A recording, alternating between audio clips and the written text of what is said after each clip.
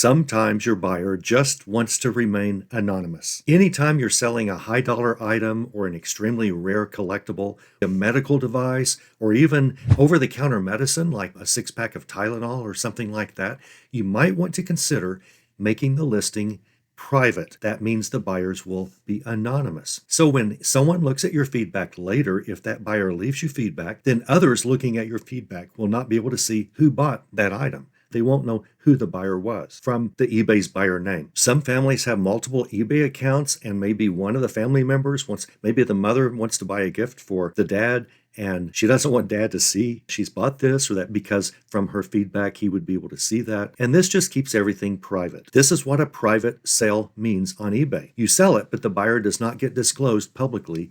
Some buyers want to protect their name from being associated with certain brands or certain reasons. Maybe they work for one company, but they want to buy from someone else. But I would suggest you don't turn on private listings unless a buyer specifically requests it, or if it's something, as I said, medical device, just something kind of private like that, it might be good to turn on private. Buyers might be more likely for those items to want from you versus someone who's selling it publicly. A buyer can request that you change a listing to become a private listing, and that's fine too. You can do that as long as there are no offers outstanding on that listing. Once an offer is made or sent on any item on eBay, you cannot change certain aspects about that item. One of the items you cannot change after an offer is active is that private option in the listing. You would have to literally end the listing and relist the listing so that that offer goes away when you end the listing, and then click the private option that I'm about to show you. That's the only way to get a listing with an offer privatized. If some buyer says, I'll buy it right now, but can you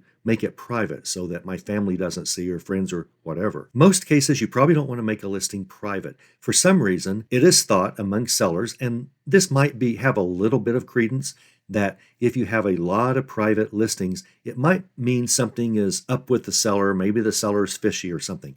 I don't really just automatically assume that, but I can see why buyers maybe new to the platform might worry about something going on if the listing's private. So I wouldn't make all your listings private. I would just make the ones that it might be wise in order to get more buyers who may not want their eBay ID associated with that item or that product. Now, here's how you make a listing private. You've seen this a bunch of times and probably didn't really think about it. Here it is. Right before the shipping area of a listing you're creating, you will see the private listing option. And if you click that, that will make that listing private whenever it goes live. Sure enough, we can look at the help screen, the little eye here, click it, and it says, this allows buyers to remain anonymous when they bid or buy an item.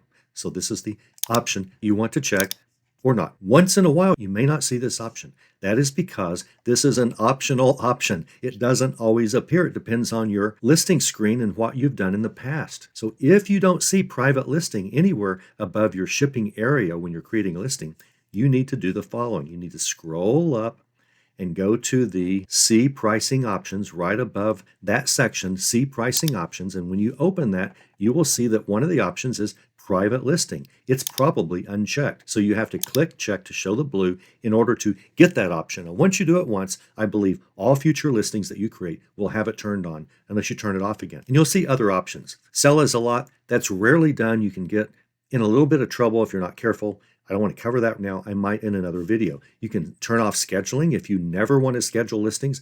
I would keep that on. Scheduled listings are free, and if you're going out of town, this is the way that you can keep listing every single day, at least one listing, by scheduling up several listings in advance. Volume pricing, maybe you don't want to do that. I strongly suggest volume pricing, and I showed you a trick that you've never seen anywhere else, only from me, on why you can take advantage of a little eBay glitch, sort of. It's almost an infinite money machine, if I may quote Michael Saylor, that you can turn volume pricing into just an amazing marketing tool. It'll just blow you away. It's in this video right up there somewhere. You can turn on and off and not even accept best offers. And to quote Tech and Sports, anytime I want to make a sale, I send an offer or allow offers. Anytime I want to stop my sales, I turn off offers.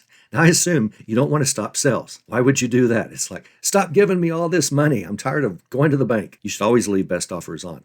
Auto pricing details, leave it off. We might cover it someday. It's a bad option. But this is the way that you find private listing. If it's off, you want to turn it on. And when you do that, you now will see the option right here, right above your shipping area. And you can click to make that listing private. Again, most of the time, you just won't click it. You'll leave things public. One final thing, some people think that a private listing means you create a listing for one buyer or for a few buyers so that only they have access to your item. That's not the way you do it. Obviously, this private listing option doesn't do that. You cannot create listings just for a specific targeted buyer. Now, you still may need to do that or want to do that. A buyer says, hey, I see that you're selling 10 of these architectural digests and I just need one and I want it really bad. If you'll separate that one out and create a listing of that one, I will pay 3 times what you're asking for all 10 of them for that one issue because I really want that one issue.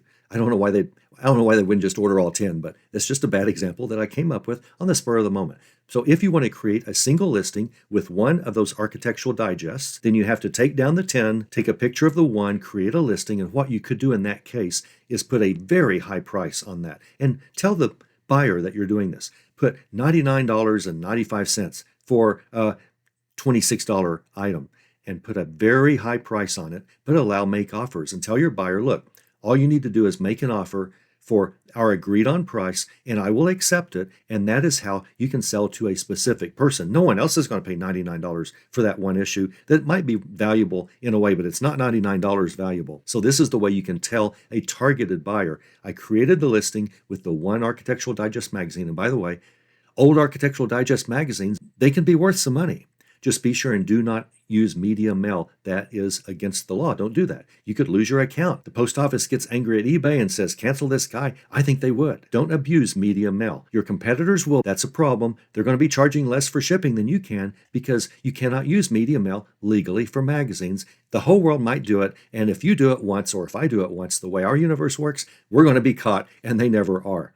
But don't do that. And then you're left with that, what do I do with that 10 listings where the one's missing? Well, you have to edit it. Take new pictures, do 9 at a time, lower the price, and just do a lot of 9 magazines with new pictures and leaving that one out. That's what you have to do if you want to give in to a buyer that wants something like that.